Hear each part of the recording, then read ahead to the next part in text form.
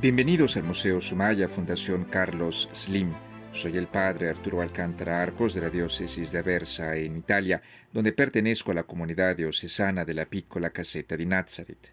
En esta ocasión, deseo presentarles algunas consideraciones sobre el Sábado Santo y que haremos mientras contemplamos algunas de las obras maestras que el Museo Sumaya de la Ciudad de México conserva sobre la Virgen de los Dolores. Por una parte, debemos notar ante todo que gracias a la reforma litúrgica del año 1969, tras el Concilio Vaticano II, el sábado, esto es, que sigue al Viernes Santo, el Sábado Santo, ha adquirido nuevamente su valor original, esto es, se trata de un tiempo, de un momento de espera de la resurrección del Señor Jesús.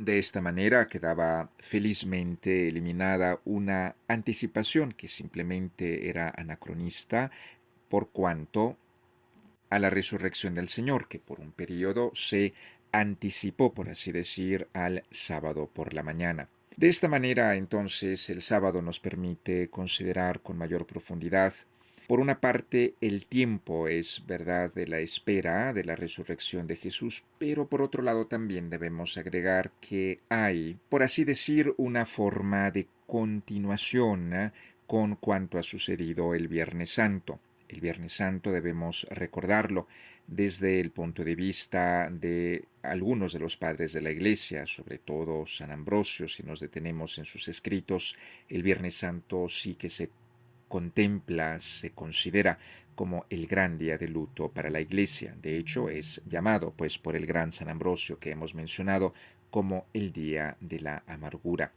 De hecho, se trata, recordémoslo, de un día completamente alitúrgico, tanto en Oriente como en Occidente, y esto, pues, para demostrar una vez más el sentido grande y profundo del luto, y que, por otra parte, este luto debemos recordar era tan marcado en España, por ejemplo, a los inicios del siglo VII, que incluso algunos cerraban las iglesias.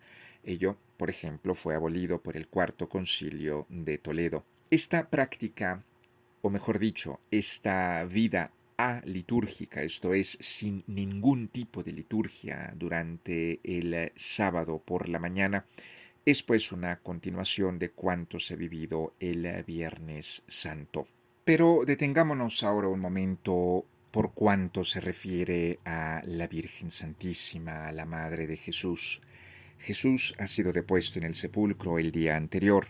Ahora es el turno de María Santísima de regresar a casa, pero de regresar a casa ya sin Jesús. Por un lado, debemos tener presente que debió haber sido una realidad auténticamente impactante para la Virgen Santa vivir no solamente sin su hijo, sino vivir esta serie de contradicciones, de sufrimientos atroces, en un momento en el que, como nos dice el evangelista San Juan, si Jesús estaba muriendo en la cruz en el momento en el que eran degollados los corderos para el sacrificio en el templo y para ser comidos después en la Pascua, pues prácticamente con ello significaría que ese día, el día de esta gran amargura, como lo ha llamado San Ambrosio, en realidad buena parte de la ciudad de Jerusalén, entonces vivía el momento de fiesta de la Pascua.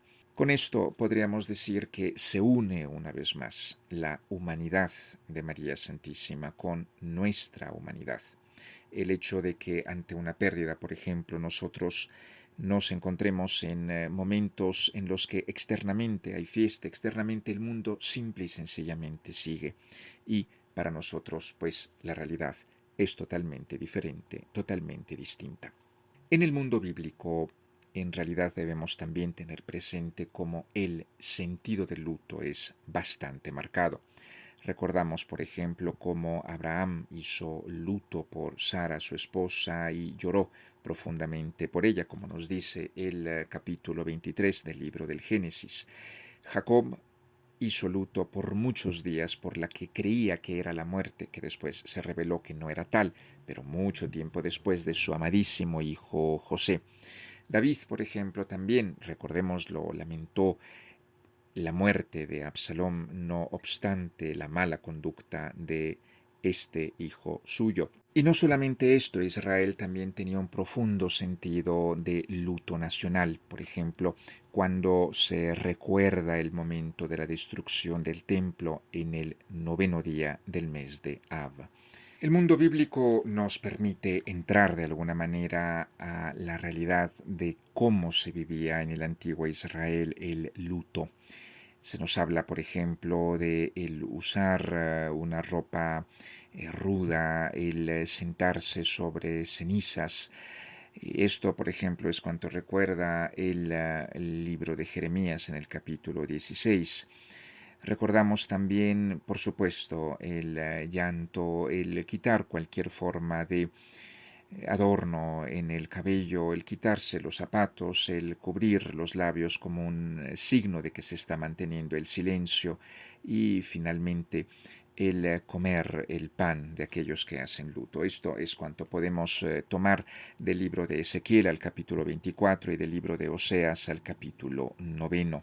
Y bien, recordémoslo si el Talmud presenta que el tiempo de luto comienza con 3 días. Esto es uno de los primeros momentos, esto es uno de los 4 periodos que el Talmud considera por cuanto al luto. Y bien, los primeros 3 días son dados al llanto y a la lamentación, donde además recordamos cómo la tradición judía considera que en el momento en el que se regresa del sepelio de una persona, aquel que se encuentra en este estado de luto se debe de quedar 7 días en casa, durante los cuales él se sienta en el suelo o en una silla, por así decir, baja, y dedica su tiempo a la lectura del libro de Job. De hecho, este sentarse para hacer vivir, esto es el luto, puede derivarse del libro de Nehemías capítulo 1. Y bien, estas tradiciones judías nos permiten entrar en quizás lo que la Virgen de alguna manera vivió, si bien esto es parte de la tradición judía en los siglos inmediatamente posteriores a Jesús, esto es, que han sido codificados entonces, pero quizás al menos una parte de ello, por supuesto que ya se vivía en el tiempo de Jesús. Así, por ejemplo, la tradición judía considera que la primer comida después del funeral debe ser preparada por un vecino y que generalmente esto consiste de pan con huevos y con lentejas. Y allí el que hace luto ocupa un lugar principal en la habitación, mientras los que vienen a consolar a esta persona le hacen visita, como indica por otra parte el libro de Job en el capítulo 24.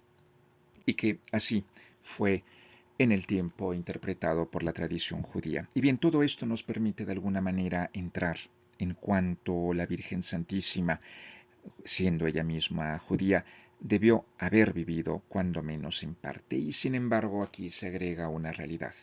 Sí, había por supuesto el luto, había por supuesto la tristeza, pero había también algo más.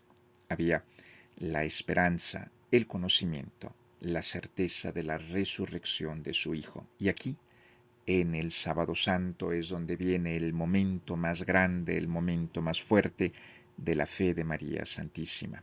Sí, porque ella sabía ciertamente de parte de su Hijo Jesús que Él habría resucitado, pero este es el día de la fe de María, el día en que ella, ya sin ver físicamente a Jesús, está segura, tiene la absoluta certeza de que su Hijo ha de resucitar.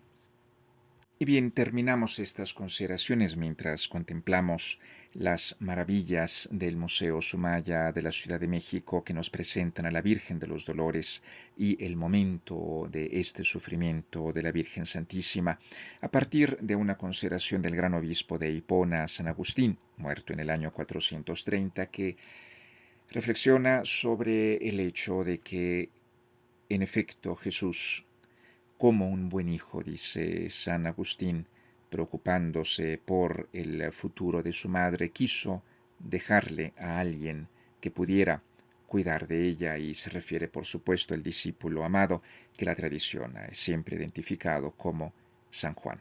Así pues, queremos también nosotros hacer nuestra esta exhortación de parte del gran y del sumo San Agustín, que nos invita a tener cuidado, que nos invita a tener el cuidado necesario de todos aquellos que nos han de alguna forma sido encomendados, y esto por la vida, por las circunstancias, por nuestro camino que realizamos, sabiendo que si lo hacemos seremos auténticamente personas mejores. Desde el Museo Sumaya, Fundación Carlos Slim de la Ciudad de México, les agradezco nuevamente por su atención y les invito a que sigamos caminando hacia la luz de la resurrección. Muchas gracias de nuevo por su atención y hasta entonces.